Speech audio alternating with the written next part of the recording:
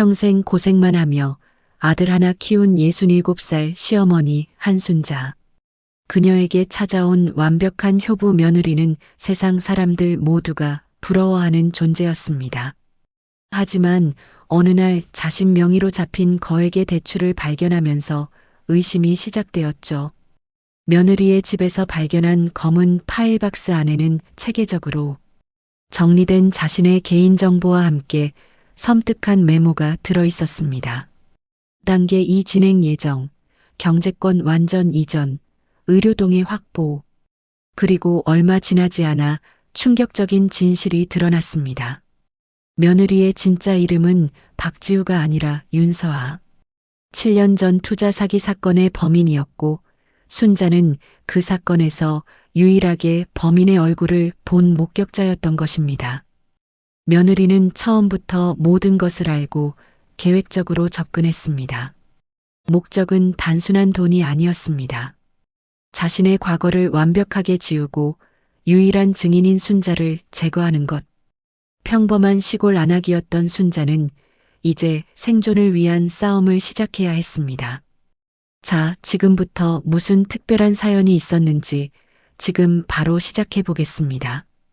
그 전에 구독과 좋아요 꾹 눌러주시면 저희에게 큰 힘이 됩니다. 제 이름은 한순자입니다. 올해 67이에요. 남편과 사별한 지 벌써 20년도 넘었죠. 그동안 좁은 반지하 방에서 아들 하나만 보고 살아왔어요. 평생 시장에서 반찬 가게를 하면서요. 새벽 4시면 일어나 장을 보고 밤늦게까지 반찬을 만들었습니다. 겨울엔 찬바람에 손이 트고 여름엔 더위에 땀범벅이 되면서도 멈출 수 없었어요. 손은 거칠어지고 허리는 굽었지만 아들 도윤이만 잘 키우면 된다는 생각뿐이었습니다.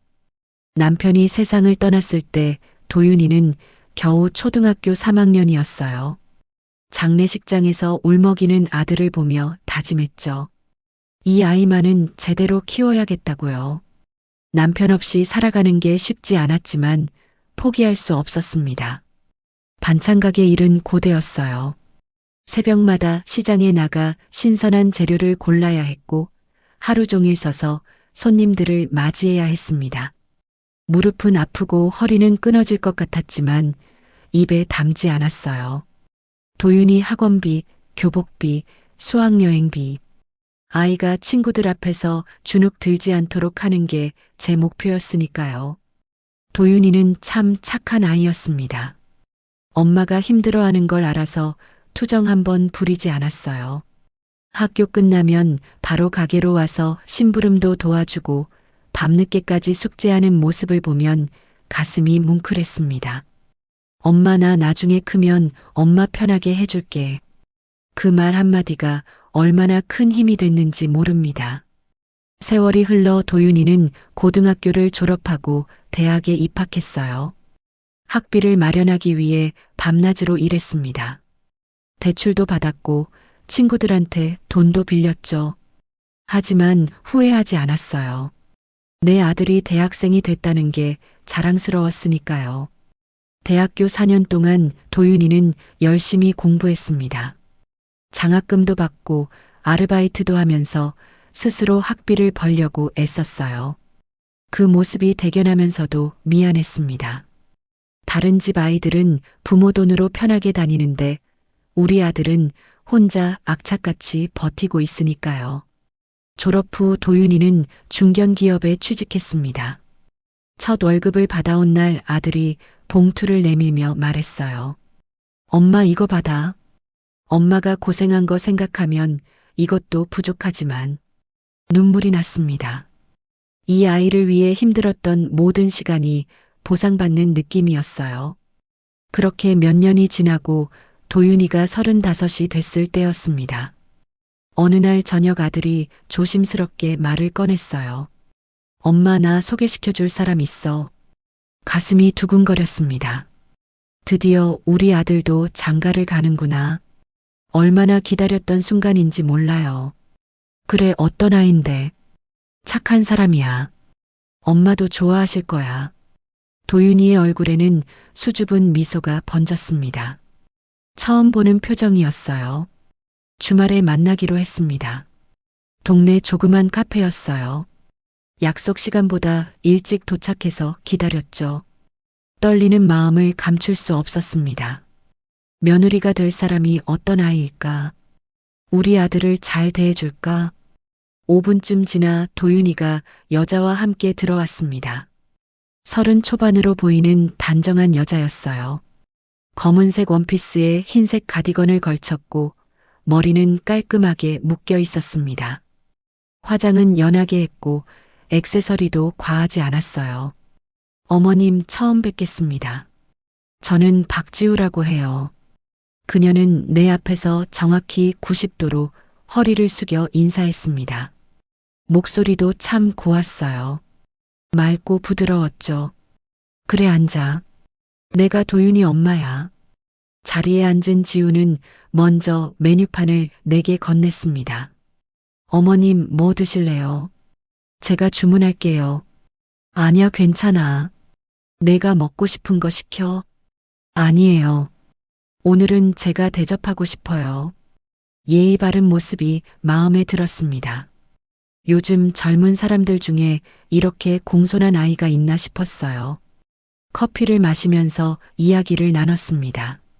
지우는 대학을 졸업하고 작은 회사에서 사무직으로 일한다고 했어요. 부모님은 시골에 계시고 언니가 한 명 있다고 했죠. 어머님 혼자 사시면서 장사하시는 거 정말 힘드셨겠어요. 지우가 내 손을 꼭 잡으며 말했습니다. 괜찮아. 도윤이 잘 키우려고 한 거니까. 정말 대단하세요. 저도 어머님처럼 강한 사람이 되고 싶어요. 그 말에 가슴이 뭉클했습니다. 세상에 요즘 젊은 사람 중에 시어머니한테 이런 말을 하는 아이가 어디 있겠어요. 우리 도윤이 잘 부탁해. 걱정 마세요. 제가 잘할게요. 지우의 눈빛은 진지했습니다.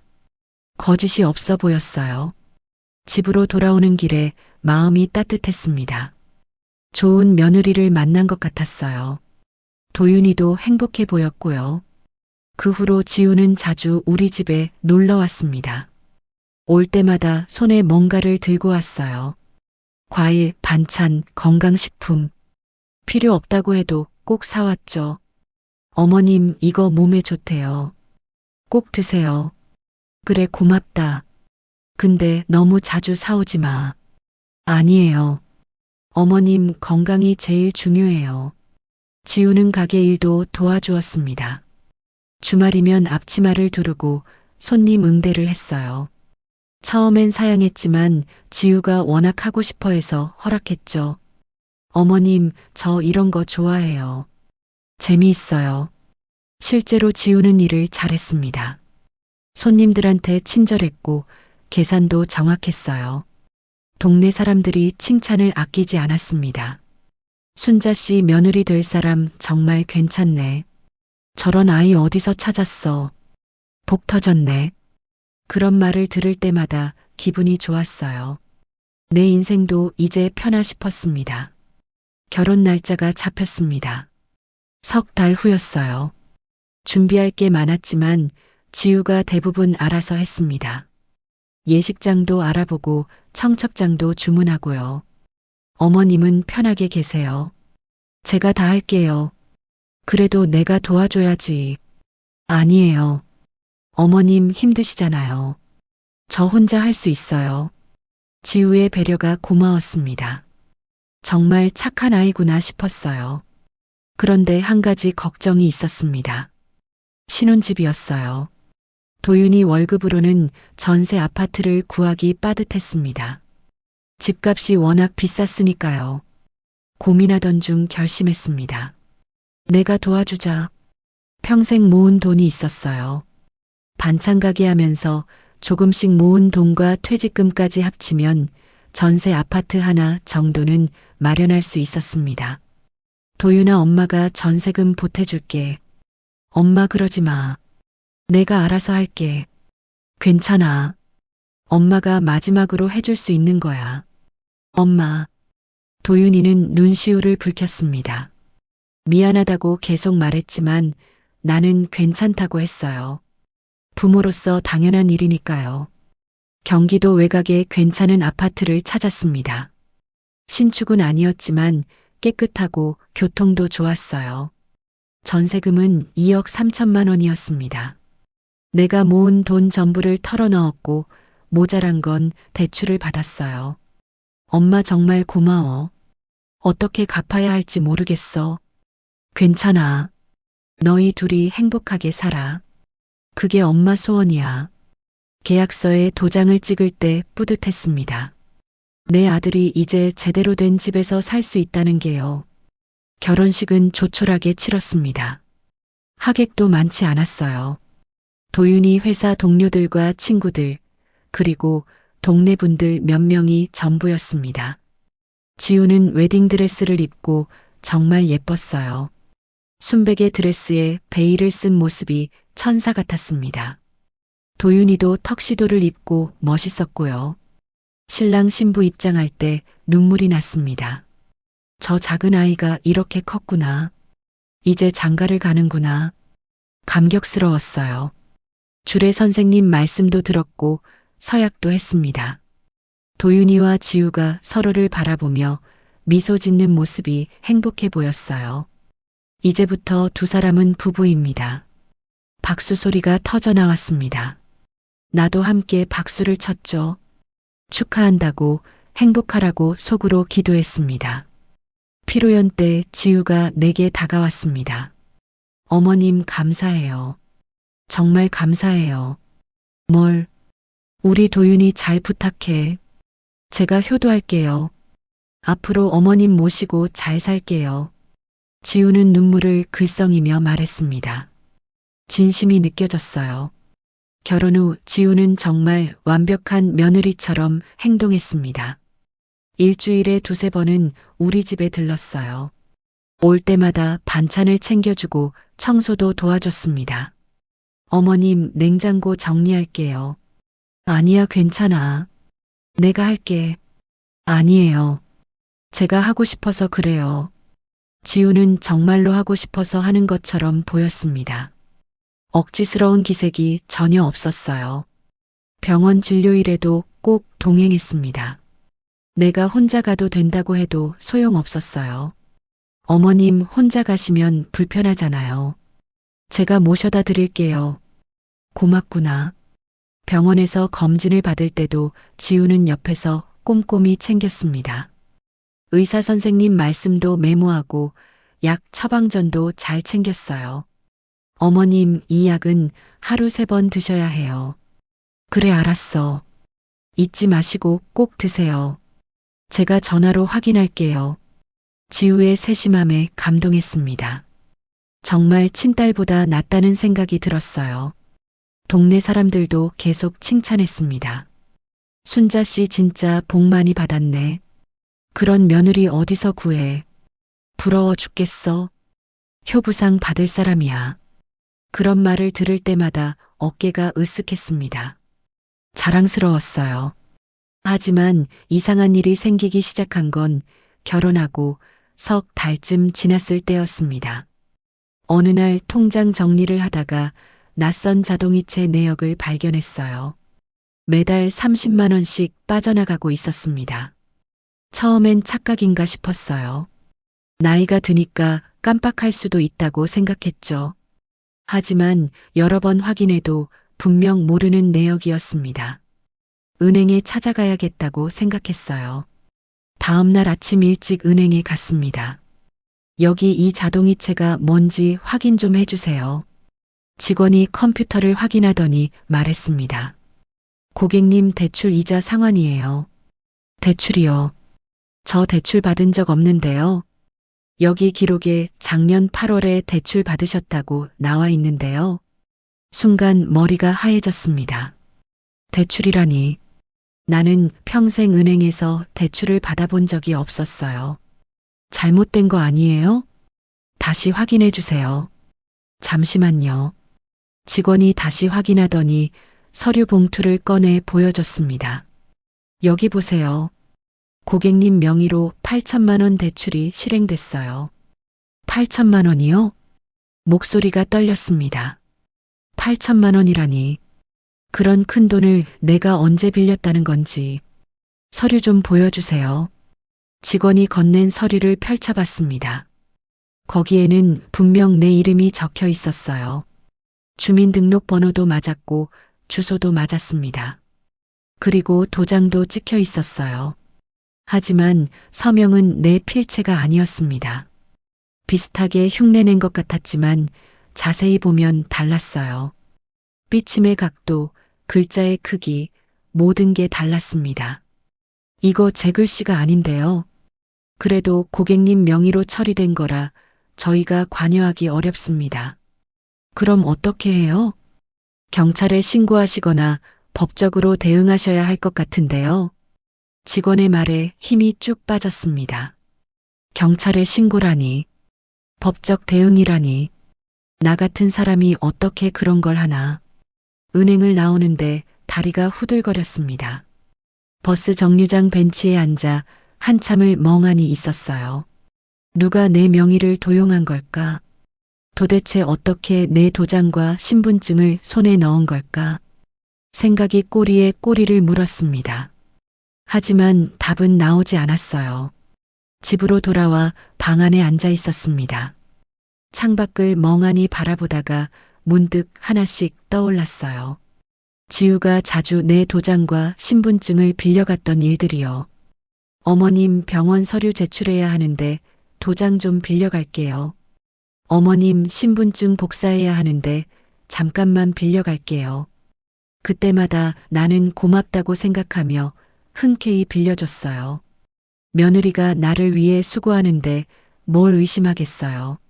하지만 지금 생각해보니 이상했습니다. 병원 서류에 왜 도장이 필요하지? 신분증 복사는 왜 그렇게 자주 했지? 아니야. 설마. 지우가 그럴 리 없어. 머릿속으로 부정했습니다. 며느리가 나한테 그런 짓을 할 리 없다고 스스로를 다독였어요. 하지만 의심은 자꾸 커졌습니다. 마음 한구석이 불편했어요. 며칠 후 주민센터에 들렀습니다. 혹시 모르니까 확인해 보고 싶었어요. 인감 발급 내역 좀 확인해 주세요. 직원이 컴퓨터를 확인하더니 말했습니다. 한 달 전에 며느님이 신청하셨네요. 네, 며느리가요? 가슴이 철렁했습니다. 위임장도 제출하셨고요. 위임장이요? 네, 여기 있어요. 직원이 보여준 서류에는 내 이름으로 된 위임장이 있었습니다. 서명과 도장도 찍혀 있었어요. 하지만 그건 내 필체가 아니었습니다. 은행 대출 서류처럼 비슷하게 흉내냈지만 분명 다른 사람 글씨였어요. 이거 제 글씨가 아닌데요. 위임장에 문제가 있었으면 그때 말씀하셨어야죠. 이미 처리된 건 저희가 관여할 수 없어요. 그럼 어떻게 해요? 죄송하지만 저희는 도와드릴 수 없습니다. 주민센터를 나오는데 온몸에 힘이 빠졌습니다. 벤치에 앉아 한참을 생각했어요. 며느리가 내 명의로 인감증명서를 발급받았다. 그럼 대출도 지우가 받은 걸까? 왜? 도대체 왜 그랬을까? 집으로 돌아와 휴대폰을 꺼냈습니다. 인터넷에 내 이름을 검색해 봤어요. 그리고 깜짝 놀랐습니다. 화면에 뜬 내역들이 너무 많았거든요. 보험 가입 2건, 신용카드 발급 3개, 소액 대출 2건, 모두 내 이름으로 되어 있었습니다. 손이 떨렸습니다. 이게 다 뭐야? 나는 이런 거 하나도 신청한 적 없는데. 자세히 보니 모든 신청일에 공통점이 있었어요. 내가 며느리와 함께 병원에 다녀온 날이었습니다. 그날들이 떠올랐어요. 어머님 검진 서류에 도장 필요하니까 제가 맡아서 할게요. 어머님 보험 관련 서류 작성해야 하는데 신분증 좀 빌려갈게요. 무심코 도장을 맡기고 신분증을 건넸던 바로 그날들이었습니다. 가슴이 내려앉았어요. 이건 우연이 아니야. 계획된 거야. 더 놀라운 건 따로 있었습니다. 검색 결과에 이상한 주소가 떠 있었거든요. 전입 주소 서울 모구 모동. 공동 거주자 박지우. 나는 전입신고를 한 기억이 없었습니다. 그런데 이미 며느리와 동일 주소로 등록돼 있었어요. 법적으로 나는 며느리와 같은 집에 사는 사람이 된 겁니다. 숨이 막혔어요. 이건 단순한 실수가 아니었습니다. 누군가 치밀하게 계획한 일이었어요.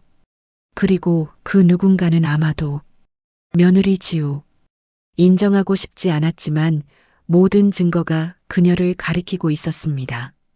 나는 며느리 박지우의 이름을 인터넷에 검색해 보기 시작했어요. 뭔가 단서가 있을 것 같았습니다. 하지만 이상하게도 정보가 거의 나오지 않았어요. 요즘 세상에 SNS 하나 없다는 게 말이 안 됐죠. 사진 한 장 나오지 않았습니다. 한참을 검색하다 아주 오래된 지역 신문 기사 하나를 발견했어요. 7년 전 실종된 여성 박지우 끝내 미제 사건으로. 순간 심장이 멎는 것 같았습니다. 기사를 클릭해서 자세히 읽어봤어요. 7년 전 당시 28세였던 박지우라는 여성이 실종됐다는 내용이었습니다. 가족들이 신고했지만 끝내 찾지 못했고 미제 사건으로 남았다고요. 기사에 첨부된 사진을 봤습니다. 짧은 머리에 동그란 얼굴의 여자였어요. 내가 아는 며느리 지우와 전혀 다른 사람이었습니다. 얼굴도 다르고 나이도 맞지 않았어요. 실종 당시 28세였다면 지금은 35살이어야 하는데 우리 며느리는 30이 조금 넘었다고 했으니까요. 그럼 우리 며느리는 누구지? 왜 실종된 사람의 이름을 쓰고 있지? 손이 떨려 휴대폰을 제대로 잡을 수가 없었습니다. 그때 문자 한 통이 도착했어요. 발신자 표시는 없었습니다. 그 지우 진짜 지우 아닙니다. 만나서 얘기합시다. 심장이 쿵쾅거렸습니다. 이게 무슨 소리지? 진짜 지우가 아니라고? 그럼 우리 며느리는 대체 누구란 말인가? 한동안 멍하니 앉아 있다가 답장을 보냈어요. 당신 누구죠? 곧 답이 왔습니다. 만나서 얘기합시다. 지금은 문자로 말하기 어렵습니다. 근거가 있나요? 있습니다. 만나면 드리죠. 단 조심하십시오. 그 여자는 위험한 사람입니다. 두려웠지만 만나야 한다고 생각했어요. 진실을 알아야 했으니까요. 제보자는 장소와 시간을 알려줬습니다. 이틀 후 오후 3시 오래된 철길 근처 커피숍이었어요. 그 이틀 동안 잠을 제대로 잘 수 없었습니다. 머릿속이 복잡했어요. 며느리가 정말 나쁜 사람일까? 내가 너무 예민하게 반응하는 걸까? 하지만 증거들이 너무 많았습니다. 대출, 인감증명서, 전입신고, 보험 가입, 신용카드 발급. 모든 게 내 명의로 이루어졌고 모든 게 며느리와 연관되어 있었어요. 약속 날이 됐습니다. 아침부터 긴장됐어요. 옷을 여러 번 갈아입고 머리도 단정하게 빗었습니다. 오후 2시 반에 집을 나섰어요. 버스를 타고 철길 근처로 향했습니다. 낯선 동네였습니다. 오래된 건물들이 늘어서 있었고 사람도 별로 없었어요. 철길을 따라 걷다가 작은 커피숍을 발견했습니다. 낡은 간판에 커피라는 글씨가 희미하게 써 있었어요. 문을 열고 들어갔습니다. 안은 어두웠고 손님도 몇 명 없었어요. 창가 쪽을 보니 중년 여자가 앉아 있었습니다. 낡은 코트를 입고 있었고 두 눈은 깊게 파여 있었어요. 그녀가 나를 보더니 손짓했습니다. 다가가 앉았어요. 한순자 씨 맞죠? 네, 문자는 당신이 보냈나요? 그녀는 고개를 끄덕였습니다. 제 이름은 문혜숙입니다. 무슨 일로 저를 부른 건가요? 혜숙은 주변을 살피더니 낮은 목소리로 말했습니다. 박지우, 그 여자의 과거를 알고 있어요. 과거요? 네. 당신이 알아야 할 게 많아요. 해숙은 가방에서 오래된 신문 스크랩과 법원 기록 사본을 꺼내 내밀었습니다. 손이 떨리는 걸 느끼며 서류를 펼쳐봤어요. 법원 기록, 피의자 윤서아, 사기 신분 도용 혐의, 신문 기사, 남자 실종 사건 관련 연루 혐의자 1인 조사 중, 경찰 기록, 공범 도주 여죄 추정. 눈을 크게 떴습니다. 윤서아요? 이게 누구죠? 해숙이 조용히 말했습니다. 그 여자의 진짜 이름이에요. 그럼 박지우는 가짜 이름이죠. 윤서아라는 여자가 실종된 박지우의 신분을 도용해서 쓰고 있는 거예요. 숨이 턱 막혀 말을 잇지 못했어요. 그럼 우리 며느리가 사기범이란 말인가요? 해숙이 고개를 끄덕였습니다. 그뿐만이 아니에요. 그 여자는 훨씬 더 위험해요. 어떻게 위험한데요? 당신을 파탄낼 겁니다. 이미 절반은 진행됐고요. 가슴이 철렁 내려앉았습니다. 왜요? 왜 하필 저를요? 해숙은 잠시 침묵하다 차가운 표정으로 내 눈을 바라봤습니다. 당신 아직 모르시는군요. 그 여자가 당신을 택한 이유를. 이유가 뭔데요? 한순자 씨, 당신이 그 여자의 마지막 목표예요. 세상이 조용해지는 것 같았습니다. 커피숍 안의 모든 소리가 멀어졌어요. 왜 제가 목표죠? 전 그냥 평범한 사람인데요. 해숙이 마지막으로 말했습니다. 왜냐면 당신이 그 여자의 과거를 알고 있었던 유일한 사람이니까요. 제가요? 전 그 여자를 결혼 전까지 본 적도 없는데요. 당신은 기억 못하겠지만 과거에 이미 그녀와 마주친 적 있어요. 말도 안 돼요. 해숙은 가방에서 또 다른 서류를 꺼냈습니다. 법원 기록과 수사 자료였어요. 참고인 한순자, 사건명 모 아파트 투자 사기 사건, 피해자 14명, 피해 총액 2억 8천만 원. 그제야 오래전 기억이 떠올랐습니다. 경제적으로 어려워서 어떻게든 돈을 벌어야 했습니다. 그때 옆집 아주머니가 투자 모임을 소개해 줬어요. 순자 씨 여기 투자하면 돈 벌 수 있대. 나도 했는데 괜찮더라. 처음엔 의심스러웠지만 아주머니가 워낙 권하니까 모임에 참석했습니다. 낯선 사무실이었어요. 10여 명의 사람들이 모여 있었고 젊은 여자가 앞에서 설명을 했습니다. 아파트 분양권에 투자하시면 6개월 안에 이익을 보실 수 있어요. 그 여자는 자신감 있게 말했어요. 서류도 보여주고 계약서도 작성했습니다. 나는 그때 200만 원을 투자했어요. 큰 돈은 아니었지만 내게는 소중한 돈이었습니다. 하지만 6개월이 지나도 연락이 없었어요. 전화를 해도 받지 않았고 사무실에 찾아가니 이미 텅 비어 있었습니다. 사기를 당한 겁니다. 나뿐만 아니라 다른 사람들도 모두 피해를 봤어요. 경찰에 신고했고 참고인 조사를 받았습니다. 하지만 범인은 끝내 잡히지 않았어요.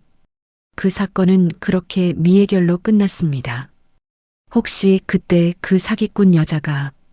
해숙이 고개를 끄덕였습니다. 네. 그 여자가 윤서아예요. 지금 당신 며느리로 살고 있는 여자죠. 온몸이 얼어붙었습니다. 심장이 미친 듯이 뛰었어요. 그녀가 나를 알고 있었다니. 처음부터 나를 목표로 계획적으로 접근했다는 말인가. 하지만 왜요? 그때 전 그냥 피해자 중 하나였을 뿐이에요. 돈도 많이 잃지 않았고요. 그래서요. 바로 그거예요. 해숙이 낮게 말했습니다. 당신은 그 사건에서 유일하게 그녀 얼굴을 본 증인이었어요. 얼굴을요? 네. 다른 피해자들은 전화나 서류로만 접촉해서 얼굴을 보지 못했어요. 하지만 당신은 직접 사무실에 가서 그녀를 봤죠. 맞았습니다. 나는 그 여자를 직접 봤어요. 투자 설명회에서 앞에 서서 말하던 모습을요. 그 여자는 당신을 기억했어요. 그래서 당신이 위험해진 겁니다. 소름이 돋았습니다. 그럼 저를 제거하려고. 그렇죠. 모든 실마리가 이어졌습니다. 지우의 과한 친절, 내 삶에 깊이 관여한 행동, 금융정보 접근, 주소지 이전, 의료 위임장, 모든 게 내 인생을 장악하고 결국엔 나를 제거하려는 계획이었던 거예요. 그 여자는 자신이 누구인지 흔적을 지우는 것만으로는 만족하지 않아요. 위험 요소는 반드시 제거합니다. 그럼 저는, 네, 당신은 그 여자가 제거해야 할 마지막 증인이에요. 해숙은 서류 더미 중 한 장을 건넸습니다. 한순자 의료권한 위임 동의서, 보호자 박지우. 숨이 멎는 것 같았어요. 나는 그 서류에 아무 기억 없이 도장을 찍었습니다. 지우는 늘 말했었죠. 어머님 병원 서류는 제가 대신 처리해 드릴게요. 믿고 맡겼어요. 며느리가 나를 위해 수고하는데 뭘 의심하겠어요. 하지만 그건 함정이었습니다. 이 서류가 있으면 그 여자는 당신의 의료 결정권을 가져요. 극단적으로 말하면 당신의 생명권까지 손에 넣은 거죠. 해숙의 말에 온몸에 소름이 돋았습니다. 그럼 저는 어떻게 해야 하죠? 증거를 모아야 해요. 그 여자가 당신한테 한 모든 일들을 입증해야 합니다. 어떻게요? 제가 도와드릴게요. 하지만 조심하셔야 해요. 그 여자는 눈치가 빨라요. 의심하는 순간 더 위험해질 수 있어요. 해숙의 경고가 무겁게 다가왔습니다. 알겠어요. 그리고 이 사람도 도와줄 거예요. 해숙이 말하려는 순간 커피숍 문이 열렸습니다. 검은 모자를 깊게 눌러 쓴 남자가 들어왔어요. 날카로운 눈빛으로 우리를 보더니 다가왔습니다. 이제 그만하시죠. 더 엮일 필요 없어요. 해숙이 이를 악물고 말했습니다. 장태성, 내가 왜 여기 있어? 그 남자가 우리 앞에 섰습니다. 말했잖아요. 그 여자한테 엮이지 말라고. 당신도 그 여자를 아나요? 내가 물었습니다. 태성이라는 남자가 나를 바라봤어요. 전 그녀의 과거 동료였어요. 정확히 말하면 공범이었죠. 공기가 얼어붙었습니다. 공범이요? 네. 하지만 지금은 그녀를 잡으려고 해요. 왜요? 그 여자는 나를 버렸어요. 나를 함정에 빠뜨리고 도망쳤죠. 태성의 목소리에는 분노가 섞여 있었습니다. 그런데 이번엔 다릅니다. 난 모든 걸 걸고라도 반드시 그녀를 끝장낼 거예요. 해숙이 비웃었습니다. 내가? 너도 똑같은 쓰레기잖아. 그래요. 나도 악인이었죠. 하지만 지금은 그녀가 두려워요. 그 여자는 우리가 생각하는 그런 부류가 아니에요. 나는 태성을 똑바로 바라봤습니다. 그럼 저를 도와주실 수 있나요? 제 인생이 무너지고 있어요. 태성이 고개를 저었습니다. 이미 당신 인생은 반쯤 무너졌어요. 그 여자는 당신만 노리는 게 아니에요. 당신 아들의 삶 전체를 장악할 겁니다. 도윤이 가슴이 철렁했습니다. 제 아들을 해칠 생각인가요? 이미 하고 있어요. 당신 아들은 그 여자 소나기에 있어요. 공포가 밀려왔습니다. 태성이 USB를 내 손에 쥐어줬습니다. 여기 그 여자 과거 자료가 있어요. 사기 신분 도용 여러 범죄 기록이 담겨 있죠. 감사합니다. 하지만 조심하세요. 그 여자는 모든 걸 알고 있고 모든 걸 예측해요. 태성이 마지막으로 말했습니다. 당신이 안전하려면 연기해야 해요. 모른 척해야 한다고요. 연기요? 그 여자는 의심하는 순간 제거해요. 절대 술을 익혔다는 걸 들키지 마세요. 해숙도 덧붙였습니다. 평소처럼 행동하세요. 아무것도 모르는 척하면서 증거를 모으는 거예요. 커피숍을 나오는데 다리에 힘이 없었습니다. 집으로 돌아오는 길 내내 머릿속이 복잡했어요. 며느리가 사기범이었다. 나를 알고 접근했다. 나를 제거하려 한다. 믿고 싶지 않았지만 모든 증거가 그걸 가리키고 있었습니다. 집에 도착해서 USB를 컴퓨터에 꽂았어요. 파일들이 열렸습니다. 사진, 음성 파일, 문서들. 하나씩 확인하면서 충격을 받았어요. 며느리 아니 윤서아의 과거가 그곳에 다 담겨 있었습니다. 투자 사기 신분, 도용, 심지어 실종 사건까지. 그녀는 여러 이름으로 살았고 여러 범죄를 저질렀어요. 그리고 항상 흔적을 남기지 않았습니다. 밤새 자료를 봤어요. 잠이 오지 않았습니다. 다음 날 아침 지우한테 전화가 왔습니다. 어머님, 오늘 시간 되세요?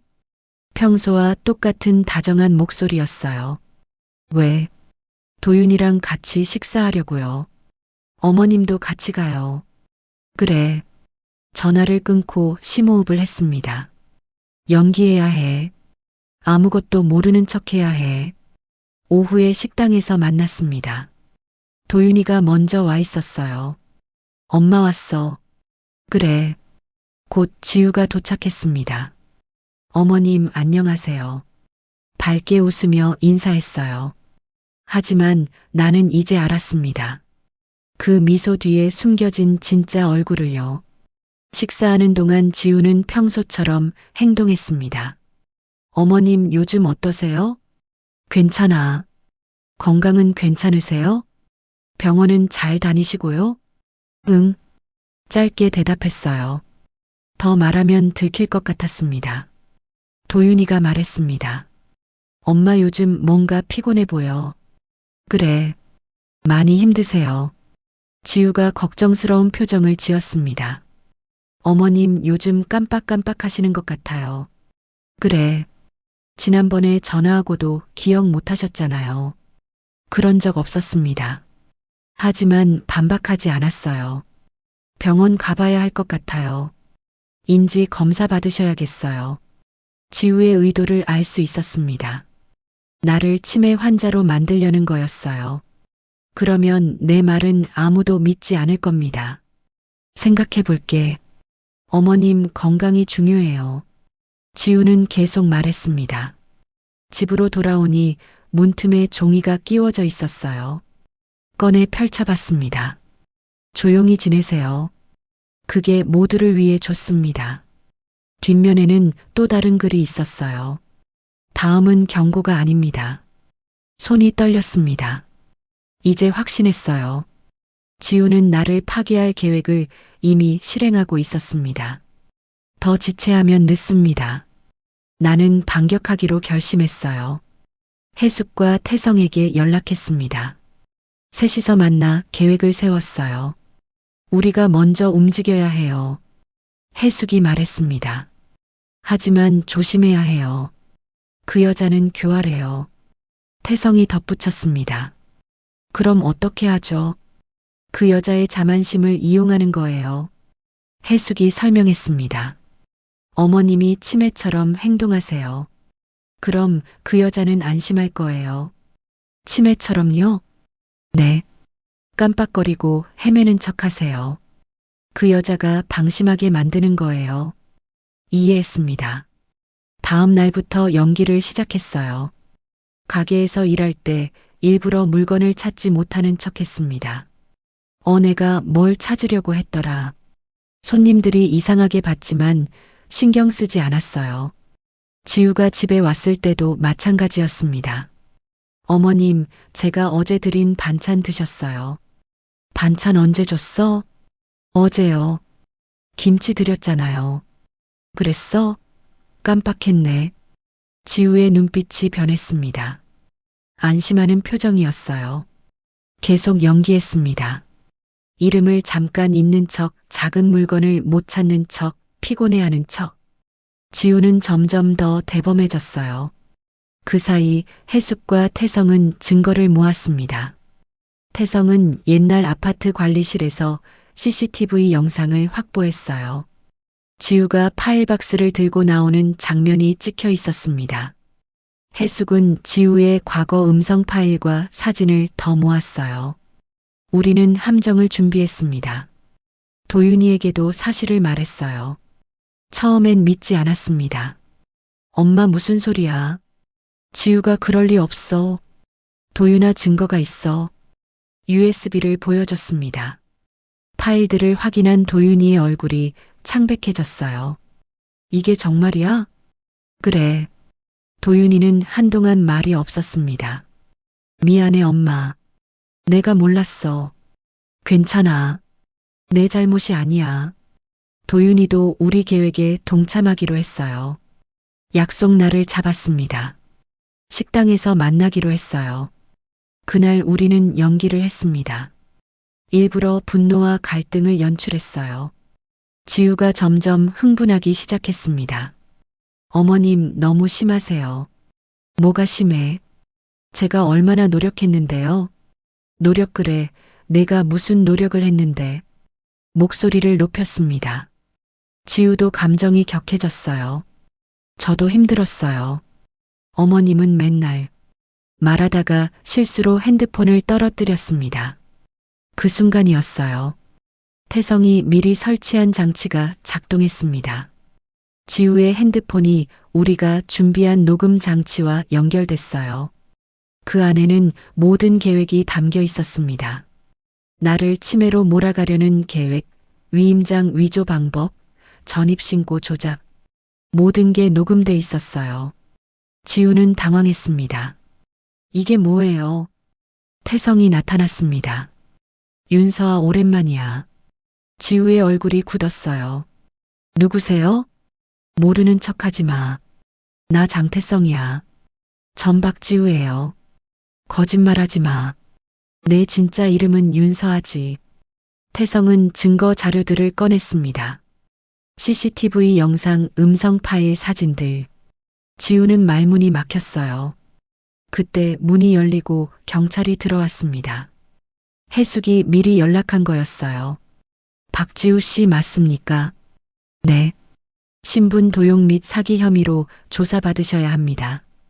지우는 발버둥쳤습니다. 아니에요. 오해예요. 하지만 소용없었어요. 우리가 모은 증거는 완벽했습니다. 지우는 체포됐습니다. 도윤이는 충격을 받았지만 현실을 받아들였어요. 엄마 미안해. 괜찮아. 우리는 서로를 꼭 안았습니다. 재판이 시작됐습니다. 길고 힘든 과정이었어요. 지우와 공범들은 끝까지 부인했습니다. 하지만 증거가 너무 많았어요. 대출 서류, 인감증명서, 의료 위임장, 녹음 파일, CCTV. 모든 게 그녀의 범죄를 증명했습니다. 판사는 차근차근 증거를 검토했어요. 피고들의 거짓말은 하나씩 무너졌습니다. 마지막 날 지우는 자백했습니다. 제가 했어요. 법정이 조용해졌습니다. 처음부터 계획한 거였어요. 한순자 씨를 이용해서 과거를 지우려고요. 왜 그랬습니까? 판사가 물었습니다. 살아남기 위해서요. 제 과거를 아는 사람을 없애야 했어요. 냉정한 목소리였습니다. 판결이 나왔습니다. 징역 7년. 배상 명령도 함께 내려졌어요. 법정을 나오는데 다리가 후들거렸습니다. 도윤이가 부축했어요. 엄마 이제 끝났어. 그래.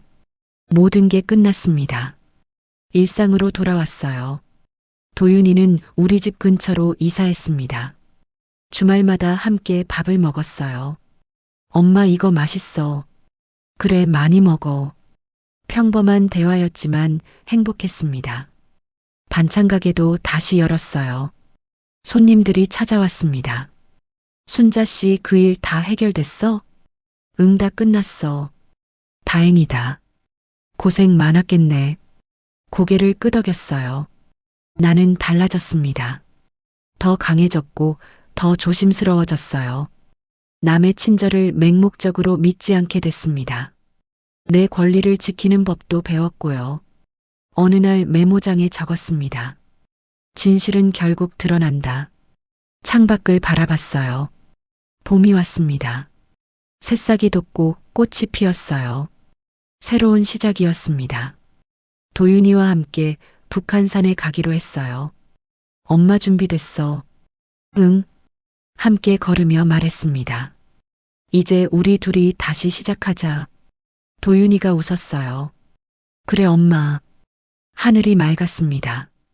구름 한 점 없는 푸른 하늘이었어요. 이제 우리는 자유로웠습니다.